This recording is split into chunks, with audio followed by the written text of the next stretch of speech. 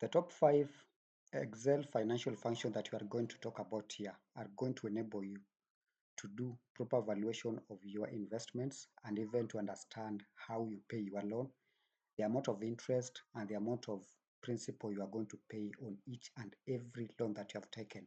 So in this case, look at the valuation of your investments, how they are performing, and even how they are going to perform, what you are going to get at the end of a particular investment period, and second, how you are going to evaluate or to do valuation of your loans so that you are going to understand how much interest you are going to pay on your loan and how far or how long it is going to take for you to complete your loan. Now, please stay with me up to the end. We are going to take the shortest time possible, so I'm just going to get started right away. The financial function that we are going to talk about here, the first one is the future value. The second one is the present value. The third one is the PMT, Ipmt, and the Ppmt. Let us start with the future value and see what exactly it does. Now, make sure that you have already had something like this. You have a spreadsheet like this. Then just go to a new cell, that is Excel cell. Start by typing an equal sign because that is how we normally start by writing a function. Then just type future value, in short form FV. Yes, when you type an FV, you can see the narration. It returns the future value of an investment based on periodic, constant payments and a constant interest rate. Let us see how it works. Now, within that particular function, you can see there is a number of arguments that are actually being required. The first argument is the interest rate. The second one is the number of periods. And then the last one is the PMT, or the payment per period. And also, if you have a present value that you want to be included, you can also include it. But you can see it is optional. Now let's start with the very first one, where the present value is not necessary. Now here, our rate of interest is 12% per annum. But because we want this compounding to be done on a monthly basis, we are going to divide that interest rate by 12. So divide by 12. The second one is the number of period. The number of period here, it is already 240 months. That is 20 years. So we go with that. Then the last one in this case is the monthly contribution or payment per month. It is 30,000 Kenya shillings.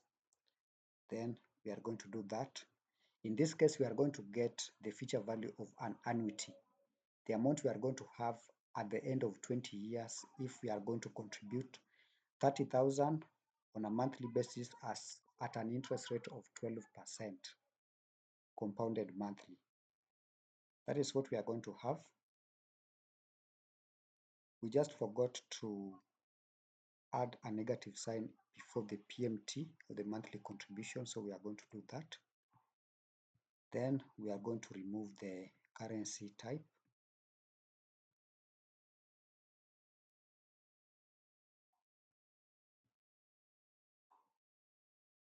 Then this is what we are going to have. So it means that by the end of 20 years of constant periodic payment of 30,000 Kenya shillings on a monthly basis, compounded monthly, this is the amount of money we are going to have. That is exactly how it is done.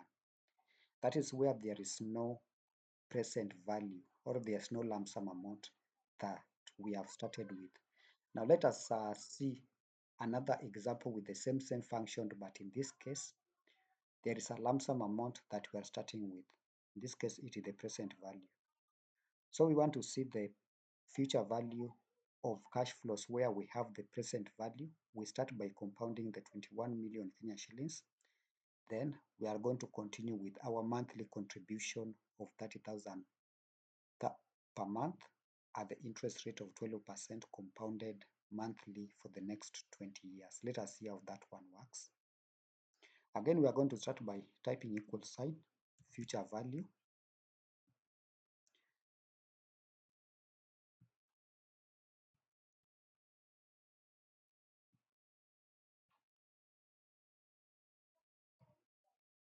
But this time around, we are going to include the present value.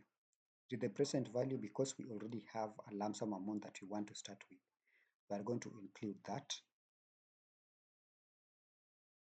Again, ensure that you have started with a negative sign before the PMT,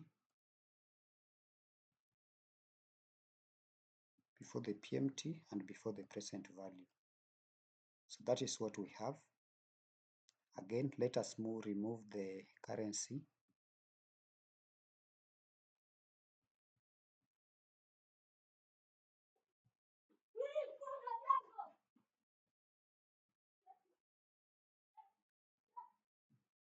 Yes, guys. So up to this point, it means that if we had started by compounding the 21 million from day one, or from the first month up to the 240th month, yes, then we also continue with our monthly contribution of 30,000 at the rate of 12% compounded monthly. Then this is what we are going to have at the end of 240 months. Those are the two different ways through which we are going to the future value. Let us see now the reverse. If you want to get the present value, we want to get the amount today based on the cash flows that are yet to come. Maybe the cash flows that we are expecting over the next 20 years, but we want to see the present value or the amount that we're supposed to have today. If we are going to discount all those cash flows to today's date, present value, then it returns the present value of an investment, the total amount that a series of future payments is worth now. Again, let us have a look at the arguments. The first argument is the rate, followed by the number of periods, followed by the payment per period, or the PMT. And also there is an option to include the future value. Let us start with a case where we are not including the future value. So the interest rate, again, 12% per annum, but it is compounded monthly. So we divide it by 12. Then the PMT is 30.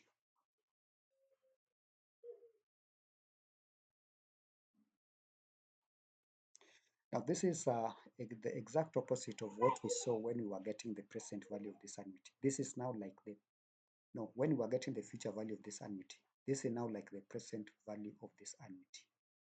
We want to see if someone has to contribute 30,000 per month at an interest rate of 12% compounded monthly over the next 20 years, then what is the value of that money, or of all those cash flows today?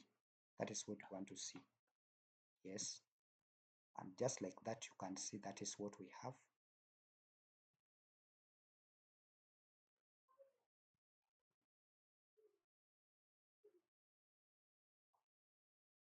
Yes, this is what we'll have.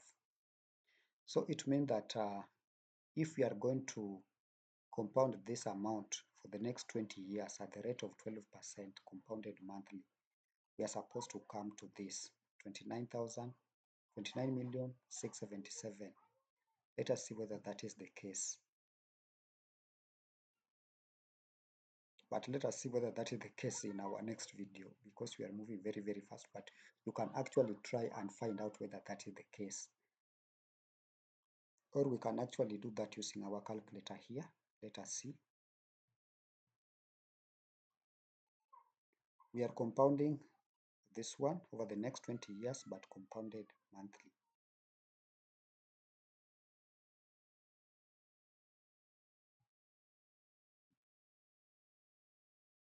$240 times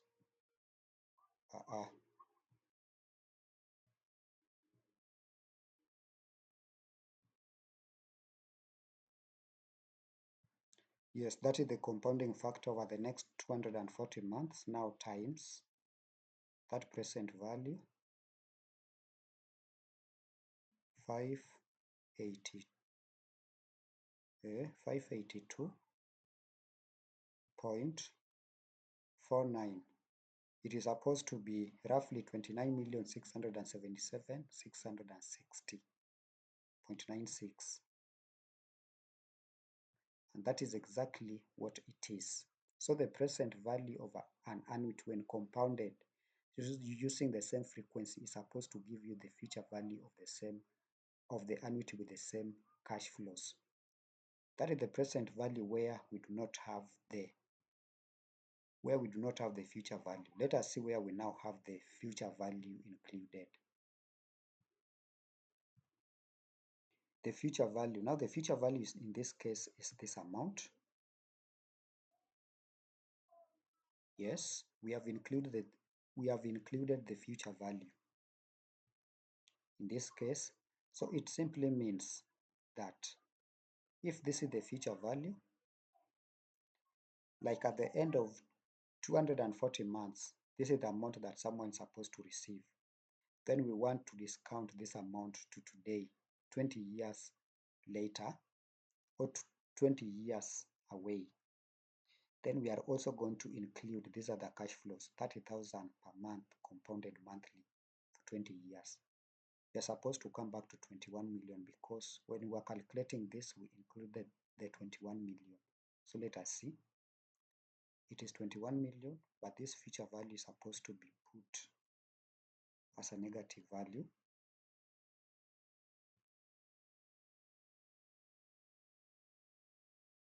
Not really. Just multiply it by negative. Again, remove this. These things continue, keep on disturbing me. Yes, and that is what you have. Now, the third function that we want to look at is the PMT. The PMT is the payment per period. Let's say that we do not have this 30. Then what are we going to have? That is what we call the PMT. You start by typing PMT and it calculates the payment for a loan based on a constant payment and constant interest rate. Let us see the argument that are going in there. First is the rate of interest. That's the rate of interest but compounded monthly. The second one is the number of payments or the number of periods is that one. Then the present value. That is the present value. We want to see the amount of money that is going to be paid.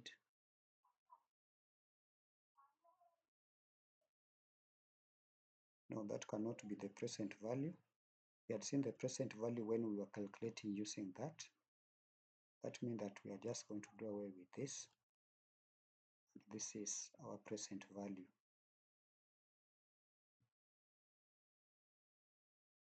Now this is our present value.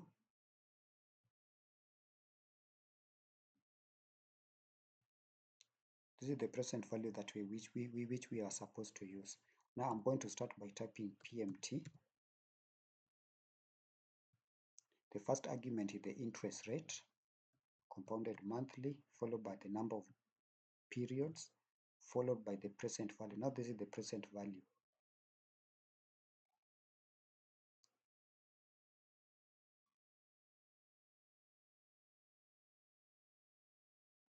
Yes, and it is supposed to give us the 30,000 just the way we're expecting. Yes, that is the 30,000. So it means that if this is the present value and this is the rate of interest and this is the number of payments, then the monthly or the periodic payment is supposed to be this. Then now let us move to the fourth one. The fourth one is the Ppmt. The Ppmt simply calculates the principal part of a loan payment. Let's say we want to see the principal part of the loan payment or the loan installment in the first month or in the second month or in the last month. It returns the payment on the principal for a given investment based on periodic constant payments and constant rate of interest. Remember, when someone is paying a loan or when someone is paying or receiving something like a return on investment, let's just stick to loan. When someone is paying a loan, the installment is normally comprised of two main components. The first component is the principal, and the second component is the interest. So the interest and the principal normally vary as the life of or as the maturity of this loan is coming towards the end. Now let's see. The first one, we need the rate. The rate is 12% compounded monthly. Then the second one is the period. Which period? Is it the first month, the second month, or the last month? In this case, I want to see the amount of interest, no, amount of the, is not the interest, it is the amount of the principal that is going to be paid on a loan during the last month. So it is 240. Then we have the number of payments, the number of periods. Then we have the present value. That is the loan which someone has taken. Let us see.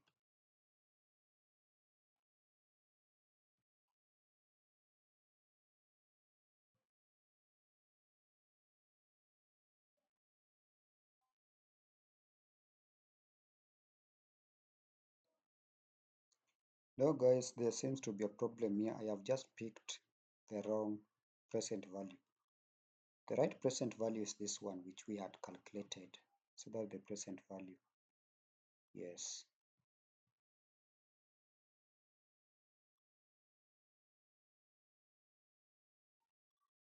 So it means that during the last month of the payment, the 240th month, this particular borrower is going to pay a principal of 29,702.97. That's the principal. The remaining amount is supposed to be the interest part. Now let us see whether this is true if we are now calculating the Ipmt. The Ipmt now calculates the interest part of a loan on a particular month. Again, we start Ipmt. You can see it returns the interest payment for a given period for an investment based on periodic constant payments. We start with the interest rate. Per is 240. We want to see how much interest was paid during the last month of the loan payment. Then the present value is still this.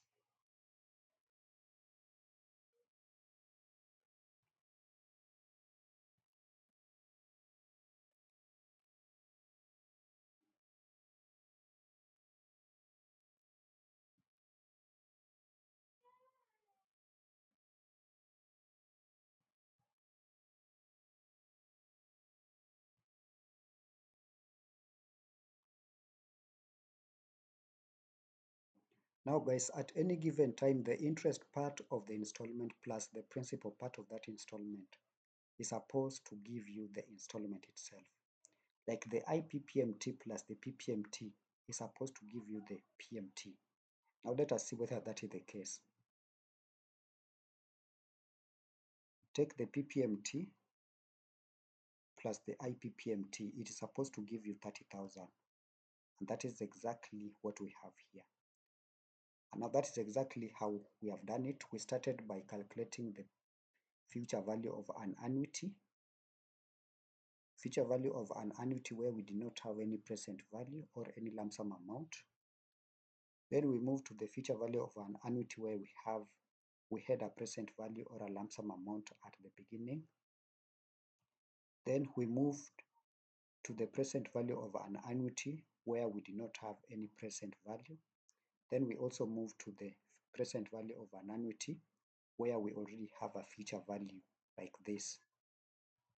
Then we move to the Ppmt where we were calculating the amount that we are supposed to be paying on a loan on a monthly basis or on a periodically. Then after that, we looked at how you can calculate the principal amount that you are going to pay on a loan so that you can really understand how much you are paying in terms of the principal and which one is going to the interest. Then we finished by calculating the interest part of the loan installment.